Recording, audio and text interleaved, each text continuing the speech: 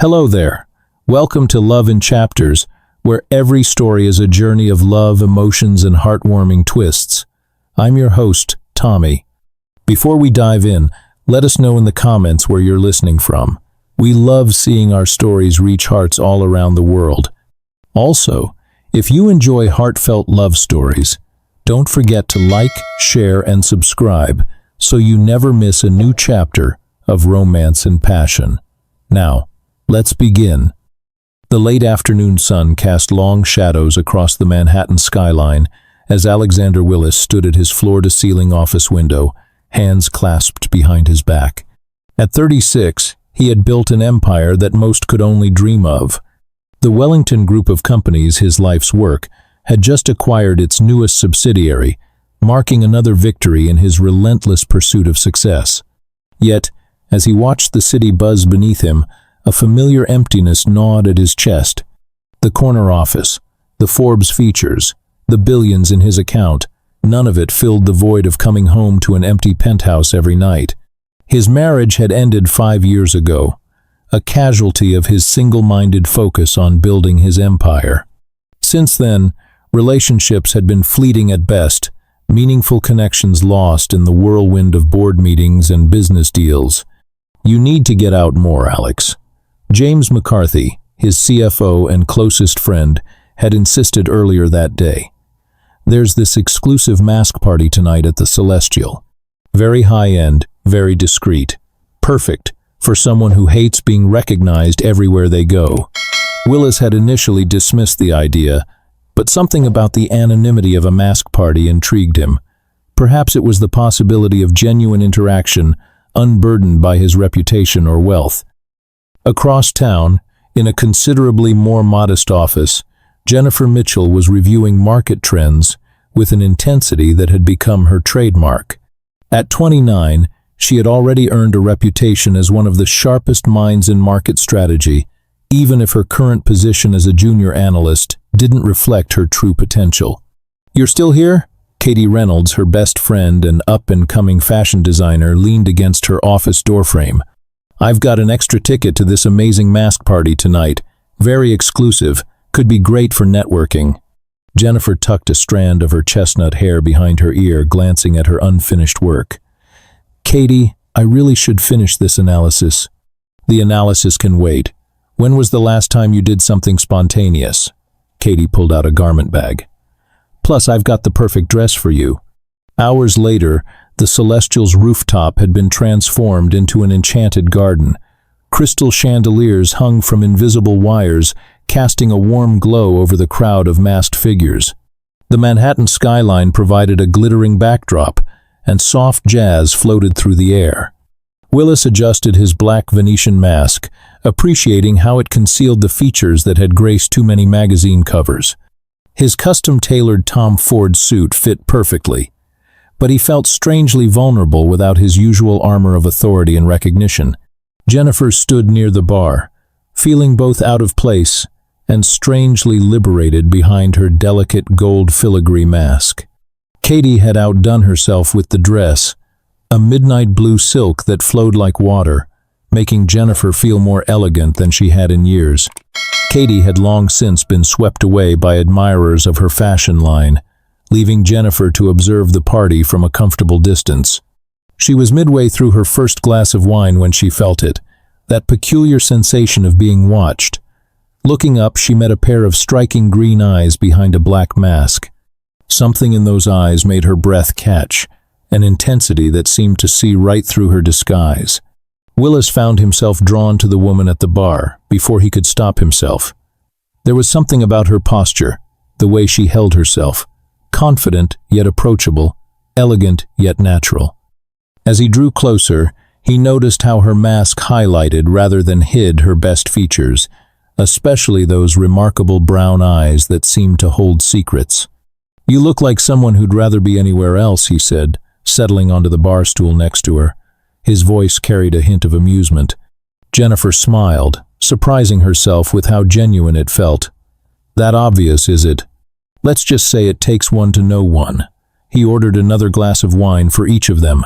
"These events can be rather superficial," she offered. I was going to say overwhelming, but superficial works too. His laugh was rich and genuine, lacking the practiced quality of most social laughs she heard at work. The conversation flowed effortlessly from there. They discussed everything from contemporary art to the absurdity of cryptocurrency, their shared wit and intelligence creating a dance of words that was both challenging and exhilarating. Jennifer found herself drawn to the way his eyes crinkled when he laughed, the thoughtful pauses before he made a point, the subtle gestures that accompanied his words. Willis couldn't remember the last time he'd felt so engaged in a conversation. She matched him thought for thought, her quick wit and intelligent observations, making him lean in closer, wanting to catch every word. The way she used her hands when she spoke passionately about a topic, the subtle tilt of her head when she was considering a point, everything about her fascinated him. Hours passed unnoticed. The party continued around them, but they had created their own private world at the bar. The space between them had gradually decreased, their bodies unconsciously turning toward each other, creating an intimate bubble in the midst of the crowd. "You know," Jennifer said, her wine glass nearly empty, "this is the first time I've actually enjoyed one of these events." "Must be the masks," Willis replied, his voice lower, more intimate. "They have a way of making people more honest." "Is that what this is? Honesty?" Her eyes met his, and the air between them seemed to charge with electricity. "I don't know what this is," he admitted, reaching out to brush a strand of hair that had fallen across her mask, "but I'd like to find out." The touch sent shivers down Jennifer's spine, and she found herself leaning slightly into his hand.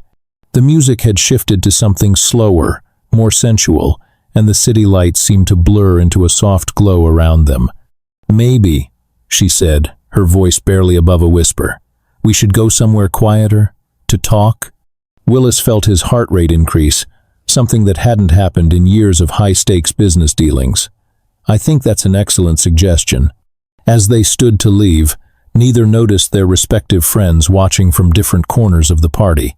Neither cared about the other guests or the spectacular view or the expensive champagne. In that moment, there was only the magnetic pull between them, the promise of more conversation, more laughter, more of whatever this inexplicable chemistry was. They made their way to the elevator, both acutely aware of every accidental brush of their hands, every shared glance. The masks remained on, adding an element of mystery and anticipation to their already charged interaction. As the elevator doors closed, cutting them off from the party above, they stood closer than necessary, the air heavy with unspoken possibilities. Neither could have predicted how this night would change their lives, how this chance meeting would evolve into something far more complicated and beautiful than either imagined. But in that moment, behind their masks, they were just two people drawn together by an undeniable connection, standing on the precipice of something extraordinary. As the elevator descended, the air between them crackled with unspoken tension. Willis's hand found the small of Jennifer's back as they exited, a gesture both protective and possessive. The hotel's dimly lit corridors seemed to pulse with their shared anticipation as they made their way to one of the luxury suites Willis had access to. Inside the room, the city lights filtered through floor-to-ceiling windows, casting ethereal shadows across the plush furnishings. Jennifer walked to the window, her silhouette a dark grace against the glittering cityscape. Willis approached slowly, giving her space to change her mind, to walk away. Instead, she turned to face him, her eyes behind the mask reflecting both vulnerability and desire. "We should probably introduce ourselves properly," Willis suggested, his voice husky with restraint. Jennifer placed a finger against his lips, the touch electric. "Not yet. Let's keep the mystery a little longer." He caught her hand, pressing a kiss to her palm that made her breath catch. The gesture was tender, almost reverent, a stark contrast to the burning intensity in his eyes. Slowly, deliberately, he pulled her closer, his other hand tracing the curve of her waist through the silk of her dress. Their first kiss was tentative, a gentle exploration, but as Jennifer's hands slid up his chest to loop around his neck, the restraint between them shattered. The kiss deepened, became hungry, desperate. Willis backed her against the window, the cool glass a sharp contrast to the heat building between them. "Are you sure about this?" he whispered against her lips, ever the gentleman despite his obvious desire. Jennifer's response was to pull him back to her, her fingers tangling in his hair. They moved together like dancers following an ancient rhythm, clothes falling away piece by piece. The masks stayed on, adding an element of forbidden excitement to their passionate encounter. Their lovemaking was both tender and intense, a perfect balance of gentle exploration and passionate abandon. Willis discovered the sensitive spot behind her ear that made her gasp, while Jennifer learned how he shuddered when she ran her nails lightly down his back. They took their time, mapping each other's bodies with touches and kisses, building a symphony of sighs and moans. As they lay tangled in the sheets afterward, the city's ambient glow their only light, Jennifer traced lazy patterns on Willis's chest. The connection between them felt surreal, too perfect to be real. Perhaps that's why she didn't want to know his name. Reality might break whatever spell had brought them together. But reality had its own plans. Jennifer woke at 4 a.m. to her phone buzzing insistently. 25 missed calls from Katie, 10 voicemails expressing increasing worry. The warm contentment of the night evaporated, replaced by cold realization. She had just spent the night with a complete stranger. Looking at Willis's sleeping form, she felt a pang of regret mixed with something deeper, more frightening. Better to leave now, before the masks came off and the fantasy shattered. She gathered her clothes quietly, each movement careful not to wake him. At the door, she paused for one last look, committing to memory the peaceful expression on his partially masked face. The next week brought changes that would shake Jennifer's carefully ordered world. The announcement of new ownership at her company created a buzz of excitement and anxiety among her colleagues. She was too preoccupied with a major presentation to pay much attention to the rumors about the new CEO, until he walked into the boardroom. Jennifer's heart stopped. She recognized the walk first, then the voice that had whispered passionate words in her ear just days ago. Alexander Willis, billionaire CEO of the Wellington Group, was her mystery man from the mask party. The realization hit her like a physical blow. Throughout the meeting, she kept her eyes down, focusing on her notes with unusual intensity. But she could feel his gaze sweeping the room, could sense the moment he lingered on her. The question of whether he recognized her tormented her. Weeks passed in a dance of avoidance. Jennifer threw herself into her work, earning a promotion to senior market strategist. But fate seemed determined to push them together. The elevator incident proved that. She had been reviewing reports on her phone when the doors opened, and in stepped Willis with Mr. Gerald, one of the board members. The confined space filled with his familiar cologne, bringing back vivid memories of their night together. When he turned to her with those green eyes and asked, "Have we met?" her heart nearly stopped. "No, sir," she managed to reply, proud of how steady her voice remained. But she could feel his gaze lingering, searching, as though trying to place a half-remembered dream. The new tech project forced them into closer proximity. When Willis assigned her as both his secretary and market strategist for the international partnerships, Jennifer knew avoiding him would become impossible. The private jet to Japan marked the beginning of their forced intimacy. 14 hours in a luxury aircraft should have been paradise, but the tension made it feel like sweet torture. They reviewed proposals and market analyses, their fingers occasionally brushing as they passed documents back and forth. Each touch sent electricity through Jennifer's body, and she caught Willis watching her when he thought she wasn't looking. In Japan, their days were filled with meetings and presentations, but the nights held a different energy. One evening, after a particularly successful negotiation, they found themselves alone in a traditional garden. The cherry blossoms were in full bloom, their petals dancing in the moonlight. "You did well today," Willis said, his voice carrying that same warmth she remembered from the mask party. "Your insight into the Asian markets was crucial." "Thank you, sir," she replied formally, but their eyes met, and for a moment, the masks were back on, and they were just two people drawn together by an undeniable attraction. London brought them closer still. The weather was typically British, rainy and romantic.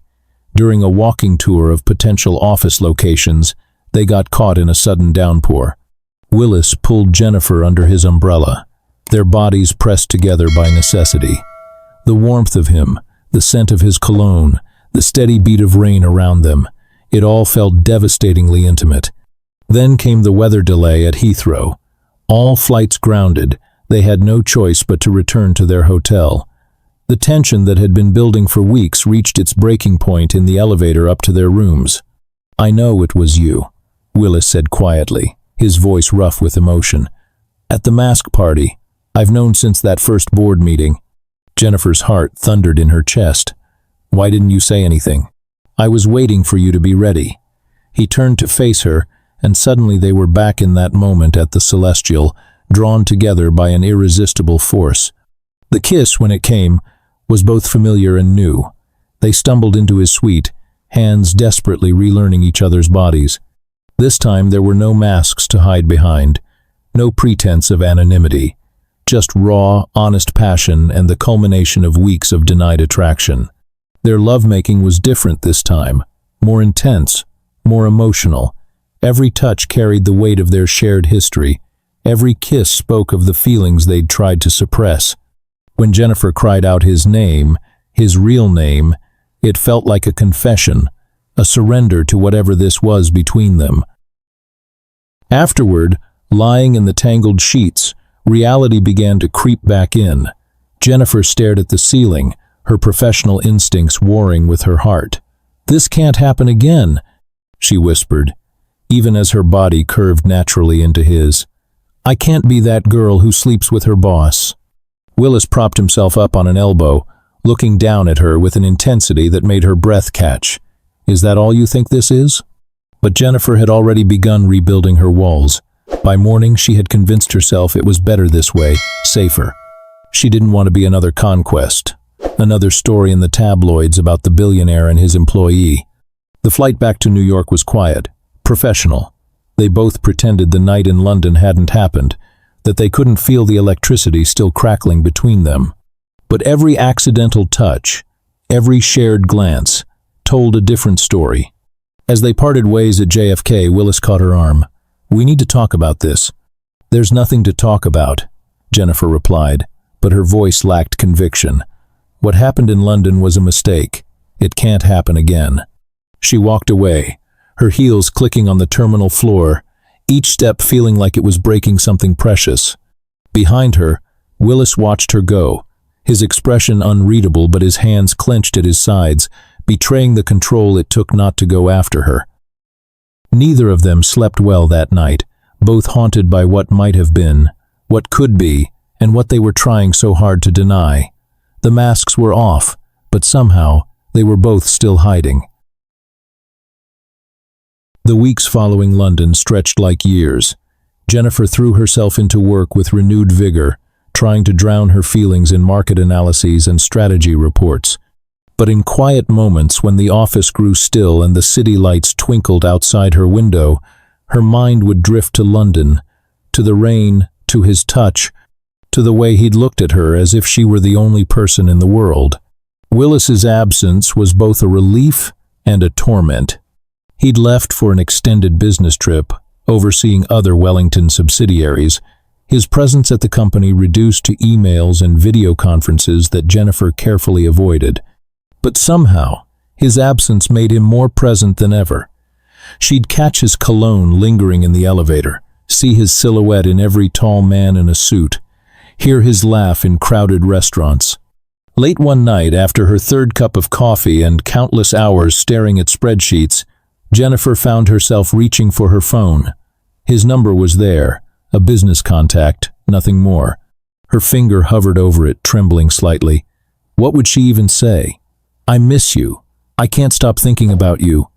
I'm sorry I ran away." The phone remained silent, her messages unsent. Across different time zones, Willis was fighting his own battle. Board meetings, acquisitions, and partnership negotiations filled his days, but his nights were haunted by memories of her. The way she bit her lip when concentrating, how her eyes lit up when she laughed, the soft sound she made when he kissed that sensitive spot behind her ear. He'd dated countless women over the years, but none had affected him like Jennifer. It wasn't just physical attraction, though that was undeniable. It was her brilliance, her integrity, the way she challenged him both professionally and personally. For the first time in his life, Alexander Willis had met someone who saw past his wealth and power to the man beneath. One night in Dubai, after a particularly grueling day of negotiations, he found himself in his hotel suite, phone in hand, scrolling through their last text exchanges, all professional, all carefully worded. His finger lingered over her contact information. But what right did he have to disrupt her life? She'd made her choice clear in London. The separation lasted a month, though it felt like an eternity. When news of Willis's return reached the office, Jennifer felt her carefully constructed walls begin to crumble. She'd both dreaded and longed for this moment. That morning she was running late, having spent extra time ensuring her appearance was perfect. A fact she refused to acknowledge was related to his return. The elevator was just about to close when a familiar hand stopped it. Jennifer's heart stuttered as Willis stepped in, looking devastatingly handsome in a charcoal suit that fit him perfectly. They were alone. The air grew thick with unspoken words as the elevator began its ascent. Jennifer kept her eyes fixed on the floor numbers, painfully aware of his presence beside her. "Have we met?" His voice was soft, playful, echoing their earlier encounter but carrying a deeper meaning now. When she turned to look at him, his eyes held that same intensity from the mask party, from London, from every moment they'd shared. A smile tugged at her lips, unbidden. She took a step toward him, drawn by that same magnetic pull that had brought them together that first night. The elevator dinged, doors starting to open, but neither moved to exit. As the doors closed again, Willis reached for the emergency stop button. In 2 steps, he had her pressed against the elevator wall, one hand cupping her face while the other gripped her waist. Their lips met in a kiss that spoke of weeks of longing, of sleepless nights and unspoken words. Jennifer's hands fisted in his jacket, pulling him closer, all thoughts of propriety forgotten in the heat of their reunion. When they finally parted, both breathing heavily, Willis rested his forehead against hers. "I can't do this anymore," he whispered. "I can't pretend I don't want you in my life." Before Jennifer could respond, he pressed a card into her hand. "Tonight, 8 p.m. Let me show you what this could be." That evening, Willis's driver collected Jennifer from her apartment, delivering her to one of the city's most exclusive restaurants. The entire rooftop had been reserved, transformed into a private paradise with twinkling lights and scattered rose petals. Willis waited by the railing, the Manhattan skyline creating a spectacular backdrop. "No masks tonight," he said as she approached. "Just us." Over dinner, they talked, really talked, about their fears, their dreams, the reasons they'd been fighting this connection. Willis spoke of his failed marriage, his fear of mixing business with pleasure. Jennifer confessed her concerns about being seen as just another conquest, about losing the career she'd worked so hard to build. "I've never felt this way about anyone," Willis admitted, reaching across the table to take her hand. "You challenge me, you inspire me, you make me want to be better. I don't want to be just your boss or a one-night memory. I want everything with you." "People will talk," Jennifer said, but her fingers intertwined with his. "Let them. I'm not asking you to give up your career. You're brilliant at what you do. It's one of the many reasons I fell for you. We'll figure out the professional boundaries, but I'm not letting you go again." In the back of his car heading home, the city lights created a kaleidoscope of colors through the windows. Jennifer turned to find Willis watching her with that same intense gaze she'd first noticed behind a mask. "So," she said, smiling, "have we met?" His laugh was rich and warm as he pulled her closer. "I believe we have several times now." His kiss was gentle, promising, full of possibility. "And I plan to keep meeting you every day, for as long as you'll let me." The weeks and months that followed brought their own challenges. There were raised eyebrows and whispered conversations at work, but Willis and Jennifer handled it with grace and professionalism. She continued to excel in her role, earning respect on her own merit, while he made sure their personal relationship never interfered with business decisions. A year later, they returned to the Celestial for another mask party. Standing in the same spot where they'd first met, Willis pulled out a small velvet box. "The last time we were here, I met the love of my life behind a mask," he said, dropping to one knee.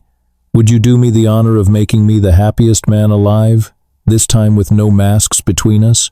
Jennifer's eyes filled with tears as she nodded, letting him slip the ring onto her finger. As their lips met, the city lights twinkling around them just as they had that first night, they both knew that some loves are simply meant to be masks or no masks. Their story became legend at Wellington Group, the billionaire CEO and the brilliant strategist who found love at a masked ball. But for Willis and Jennifer, it was simply their truth, their journey from a chance encounter to a love that defied corporate boundaries and social expectations. They had their challenges, their moments of doubt, but they faced them together. Jennifer continued to rise in her career, eventually becoming the Chief Strategy Officer of Wellington Group, her success entirely her own. Willis learned to balance his drive for success with his personal happiness, finding that love made him not just a better partner but a better leader. And every year, on the anniversary of that first mask party, they would return to the Celestial. Sometimes they wore masks, sometimes they didn't, but they always ended the night the same way, in each other's arms, grateful for the twist of fate that brought them together, and the courage they found to let love win. Their love story wasn't perfect, but it was perfectly theirs, a testament to the fact that sometimes the greatest risks bring the greatest rewards, and that true love can find you even when you're hiding behind a mask.